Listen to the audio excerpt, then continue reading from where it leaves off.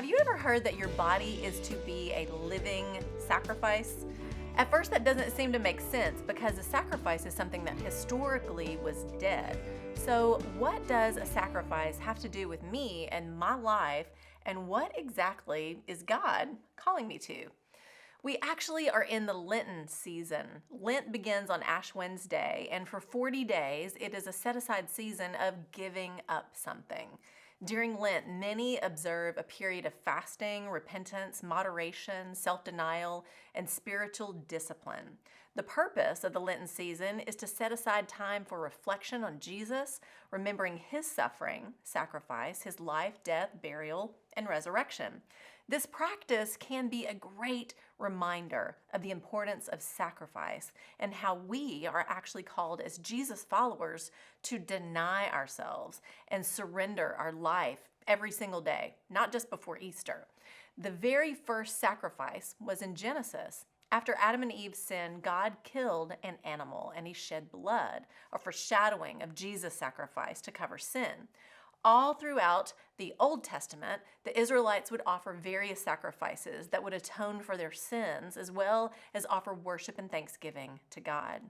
Through Jesus and his perfect sacrifice for us on the cross, he became the final sacrifice to pay the price for our sin. He did away with the old and established the new, sanctifying us through his perfect obedience and death on the cross. See Hebrews 10, 9 and 10. He made a way for those who put their trust in him. But it doesn't stop there. When we give our heart and life to Jesus, we don't keep holding on to sin or living like the world. While we are forgiven, we are still called to be set apart and holy, just as God instructed in the days of Leviticus. The difference is that no longer do we place animals on the altar. We instead lay our lives down. Romans 12, 1 and 2. Therefore, I urge you, brothers and sisters, in view of God's mercy, to offer your bodies as a living sacrifice, holy and pleasing to God. This is your true and proper worship. Do not conform to the pattern of this world, but be transformed by the renewing of your mind. Then you will be able to test and approve what God's will is, his good, pleasing, and perfect will. God is calling us out to holiness. Paul says here, I urge you to live out your life this way. Only through Jesus am I saved, and it's his grace that covers my sin. When I understand that, the posture of my heart and life should be nothing but gratefulness, and out of that should pour devotion to God in all areas of my life.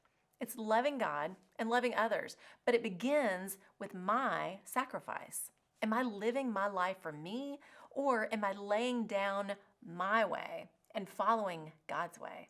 With Jesus, the old is gone and the new has come. So the movement of my life and the choices and actions I take should reflect that. So, what is God calling you to give up? What do you need to lay down? Is your life a living sacrifice? Is it an act of worship? The pattern of this world should be clear, but if it's not, you can flip over to 1 John 2:15. The lust of the flesh and the eyes and our pride are always what the world will tell you is good and what you need more of. Just take a bite. Follow that pattern and your heart will drift away from God and what God has for you. When we put on Jesus, something changes on the inside. And the result is an outward moving and walking in a way that honors God in all we do and say.